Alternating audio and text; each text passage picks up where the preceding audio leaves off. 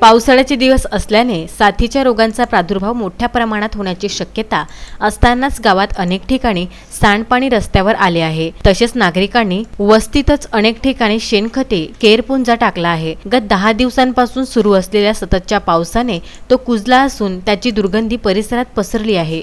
विशेष म्हणजे ही सर्व घाण नवीन ग्रामपंचायत कार्यालयाच्या परिसरात असून तेथे राहत असलेल्या व कामानिमित्त कार्यालयात येणाऱ्या नागरिकांच्या आरोग्यास धोका निर्माण झाला आहे। या कार्यालयाकडे येणाऱ्या 200 फूट पोच रस्त्यावरच ही मोठी घाण असल्याने आजूबाजूला रहिवासी असलेले नागरिक हैराण झाले आहेत। या संदर्भात ग्रामपंचायतला लेखी निवेदन नागरिकांनी सादर केले आहे। यापूर्वी संबंधितांकडे तोंडी तक्रार सुद्धा दाखल केली असल्याचे येथील रहिवासी संतोष दहिकर यांनी सांगितले।